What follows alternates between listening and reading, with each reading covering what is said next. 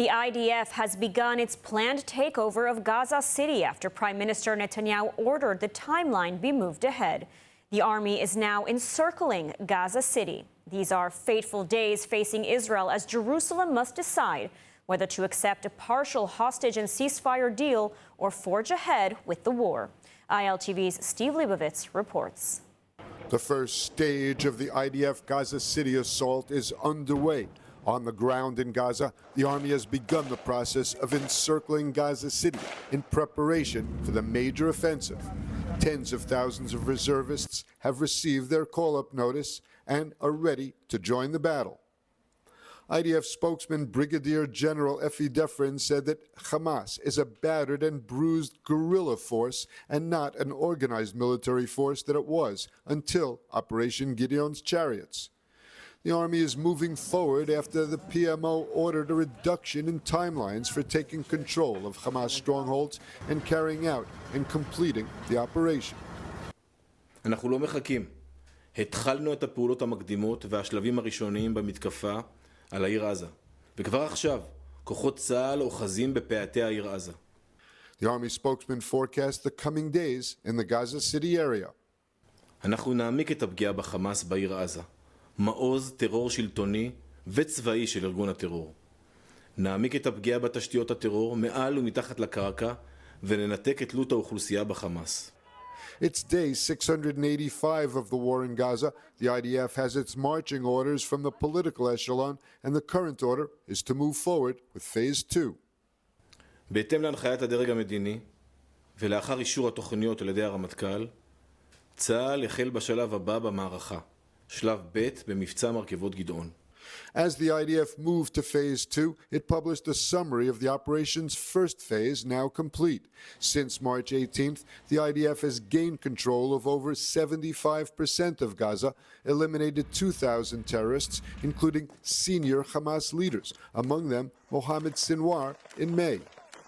The Air Force struck some 10,000 targets. Ground forces created 2 land corridors. The Marag corridor now separates Hamas Rafah and Khan Yunis brigades. The Magen Oz corridor divides the Khan Yunis brigade from east to west.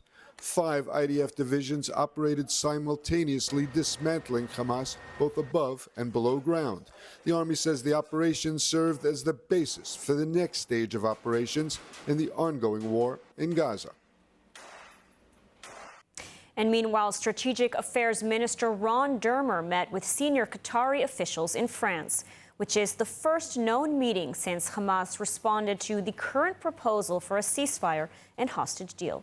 ILTV's Shosh Bedrosian has the details. The reported meeting between Ron Dermer and senior Qatari officials comes just days after Hamas positively responded to the proposal put forward by Qatari and Egyptian mediators. That proposal, nearly identical to U.S. Special Envoy Steve Witkoff's proposal back in May and was denied by Hamas last month, seeks a 60-day ceasefire in exchange for 10 living hostages and 18 dead hostages. Dozens of Palestinian prisoners facing life sentences would also be released in exchange. Israel has not publicly commented on Hamas's response yet, although it was delivered and is being reviewed. Prime Minister Netanyahu has made it clear Israel is adamant about securing a full comprehensive deal that will release all 50 hostages and a clear path to end the war, remove Hamas, and demilitarize Gaza so it doesn't pose a threat to the state of Israel. The Trump administration is also in line with the tune to destroy Hamas and the return of all 50 hostages, which is what President Trump put on Truth Social just the other day. Axios is reporting that Dermer told Qatari officials that the Israeli condition for the deal is the release of all the hostages and the defeat of Hamas. The outlet also reports the negotiations are being conducted under heavy secrecy and emphasized that there are days of sensitive and fateful decisions. The families of hostages also postponed a large rally scheduled on Sunday in light of negotiations taking place. Hamas is continuing to face mounting pressure as the IDF confirms the military military is already beginning preliminary operations into Gaza City before the massive military takeover that is set to take place in the Hamas stronghold city very soon. The Prime Minister's office said on Wednesday night in a statement on X that Netanyahu ordered to shorten the timeline for taking control of the last terrorist strongholds and defeating Hamas. And joining us now with more on the latest developments surrounding the war in Gaza and a potential hostages deal is Ambassador Mark Regev, former Israeli ambassador to the United Kingdom and senior advisor to Prime Minister. Thank you so much for joining us today. Pleasure to be with you. So Israel is forging ahead with its plans to take over Gaza City, and this is despite the fact that Hamas has agreed to a partial hostages deal.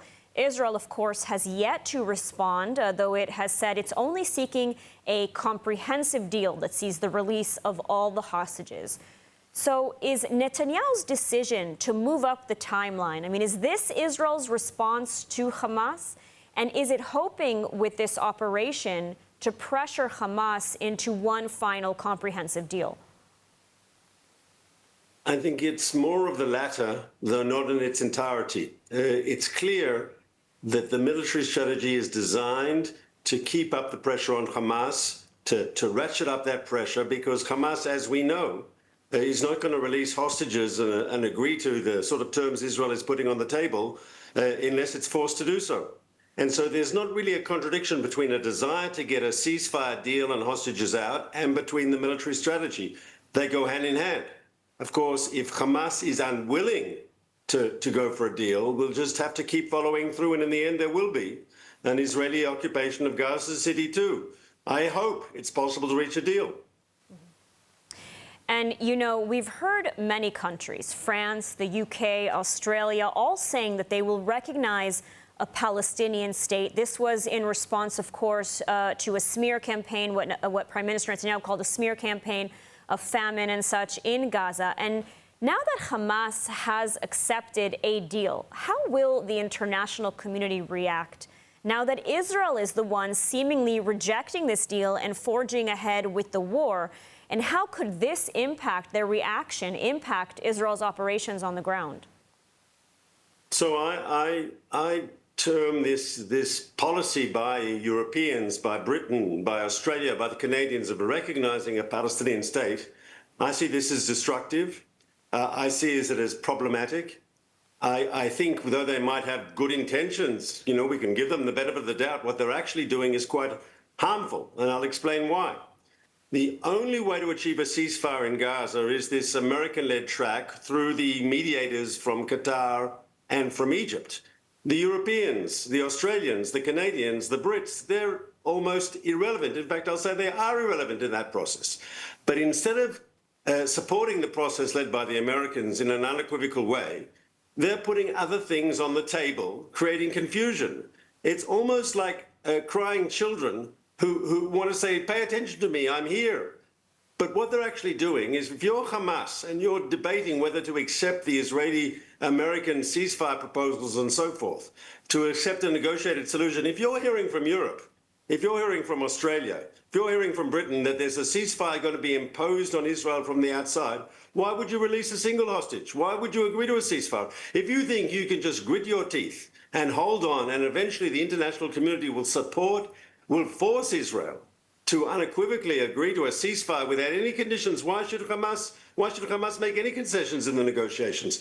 That's why it's so destructive, and that's why I call this group of countries, I call their policies, it's the ire of the impotent. They have no input on policy. They're only here now causing trouble.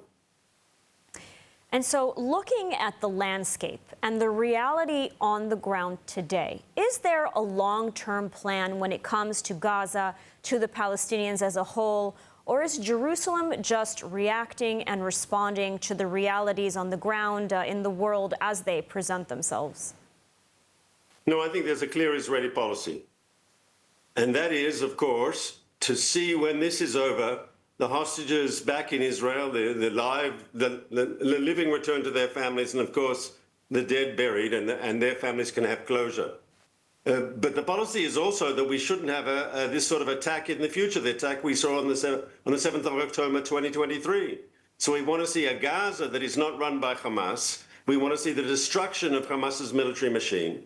We want to see the end of hostility from Gaza into Israel. Gaza must be demilitarized. I think they are the goals of the Israeli government. And if you don't mind me saying, I think the Israeli public overwhelmingly shares those goals. Absolutely.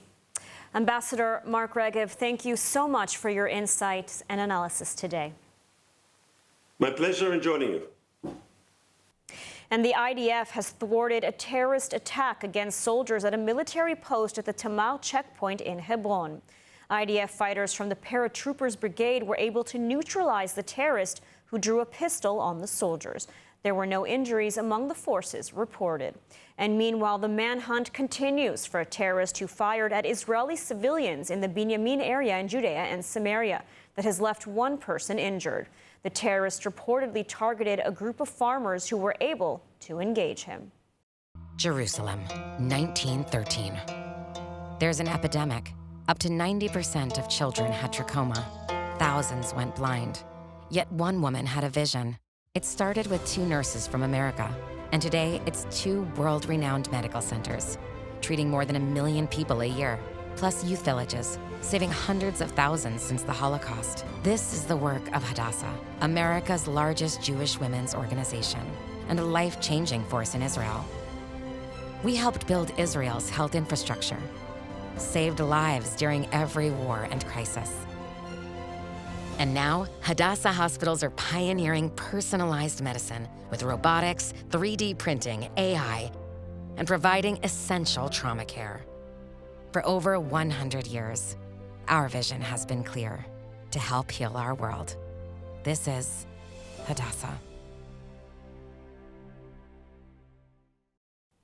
And in other news, Israel has reopened its embassy in Zambia for the first time in more than 50 years, signaling a new chapter in relations between Jerusalem and Lusaka.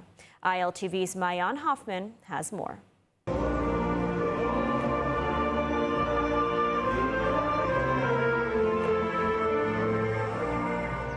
In a historic ceremony in Lusaka, Israel's Foreign Minister Gideon Sa'ar and his Zambian counterpart Mulambo Khambi inaugurated Israel's new embassy.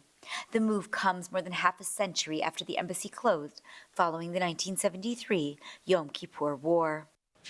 It is a truly exciting moment to raise our flag, the Israeli flag, and to hear a tikva here in Zambia after 52 years.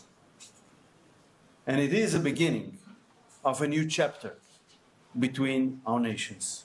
Diplomatic ties between the two countries were first established in 1966, severed 7 years later, and restored in 1991.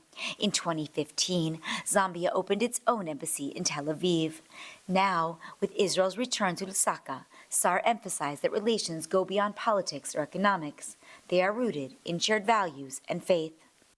Our relations between two nations of believers. Believers in ancient traditions based on the Holy Bible. It is an alliance of believers. The reopening also reflects Israel's broader strategy of strengthening partnerships across Africa at a time when its diplomatic ties in other parts of the world face challenges. Sa'ar highlighted ongoing cooperation in health, agriculture, and water management, noting that hundreds of Zambian students have already received agricultural training in Israel, with more set to arrive in the coming year. He pointed to concrete initiatives, including the establishment of a trauma and emergency unit in Livingstone and the work of Israeli NGOs, such as Save a Child's Heart and Innovation Africa. Despite being a small country, Israel is sharing its knowledge and capabilities with its friends. And Zambia is a friend, and I believe in Zambia's future. The ceremony carried historical and emotional weight. Zambia's once thriving Jewish community has dwindled to just over a handful. Today, Israel says the embassy will serve as a cornerstone for deepening bilateral relations and building new bridges of cooperation. Sa'ar closed his remarks with a promise. Israel and Zambia will work hands in hand to secure a stronger and brighter future for both nations. And moving on, U.S. Secretary of State Marco Rubio has announced new sanctions on 4 more officials, 2 judges and 2 prosecutors of the International Criminal Court over their role in the court's decision to issue arrest warrants against Israeli officials, a move praised by Jerusalem.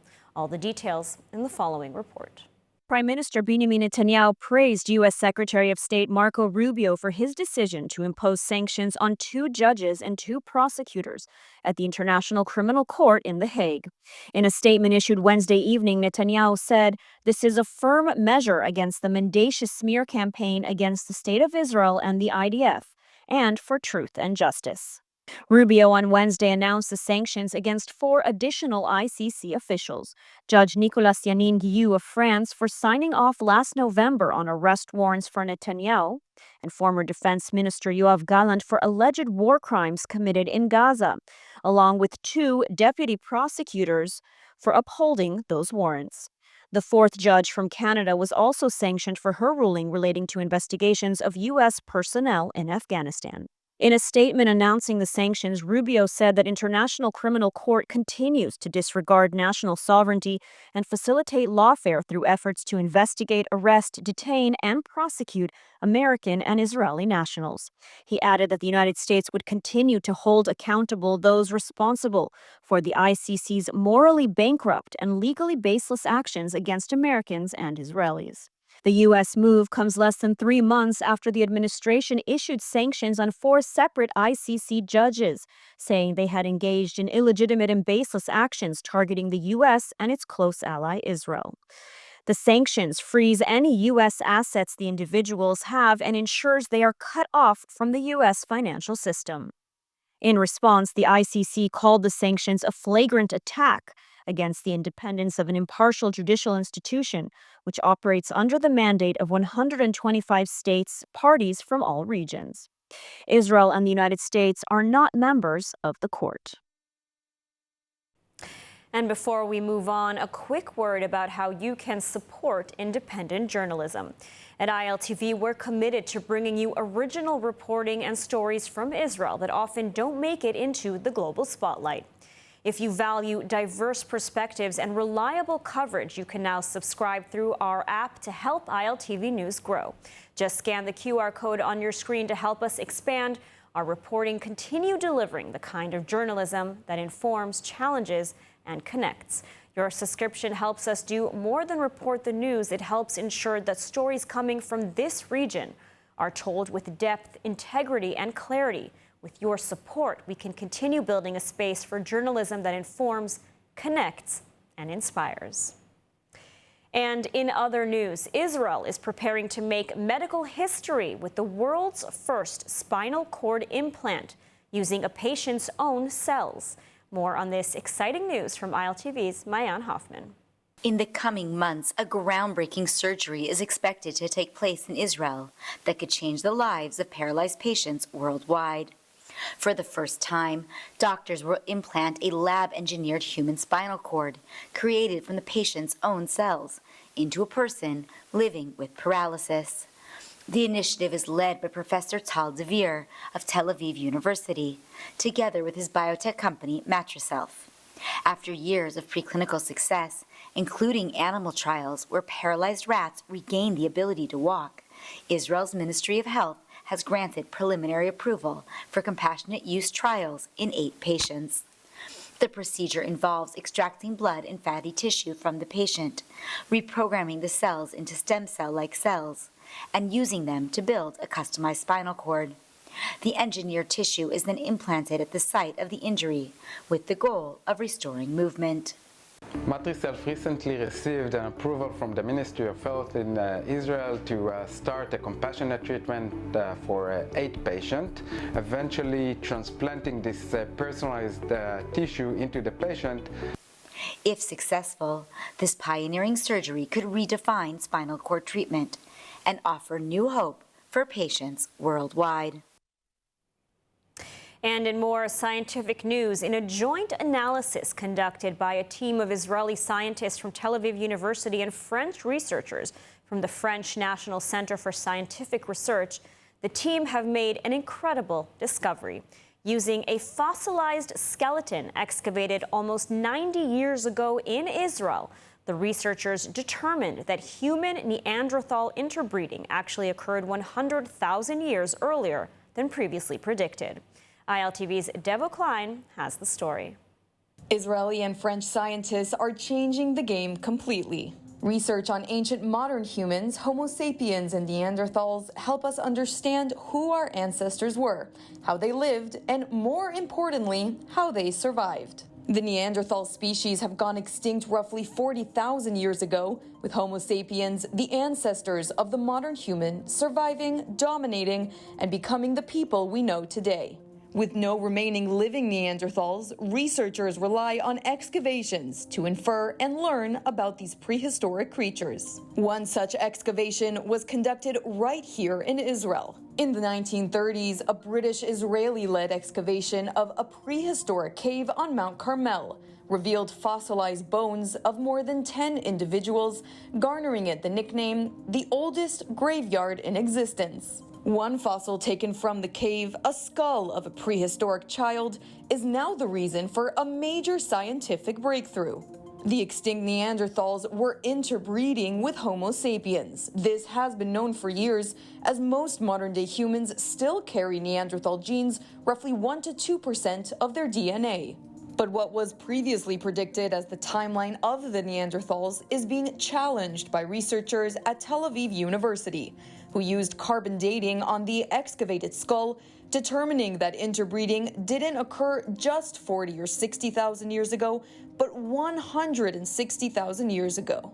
According to head researcher Israel Hershkovitz, the skull offered a unique blend of Neanderthal traits like the shape of the jawbone and the vascular patterns, but also offers Homo sapien characteristics, with a slight cranial curvature typical for Homo sapiens. Here, although we know there's a lot of traits of Homo sapiens in this skull, we can see from the blood vessels that it's a bit of a mosaic, it's called. It's a mixture of traits. We have here the occipital, the posterior division, which is more developed, more pronounced, and showed more Neanderthal traits. This scientific breakthrough is not just revolutionizing the world of science, paleontology, and history, but is challenging the current rocky relations between Israel and France. It seems no matter the geopolitics, researchers are collaborating, discoveries are being made, and cooperation is fostering connection through science. Pretty cool, huh? There's something so satisfying about Hebrew letters clicking into place. First words, then sentences, then you're actually talking. Our momentum-based method doesn't just teach Hebrew, it creates lasting fluency. Day 1, you recognize letters. Week 4, you read sentences. Month 3, you're having real conversations. Fast forward to month 8. You're negotiating the price of a taxi and succeeding. This isn't about luck. It's our proven progression system where every lesson builds on the last. At Rosen School of Hebrew, we set your language skills in motion and keep them moving with your life.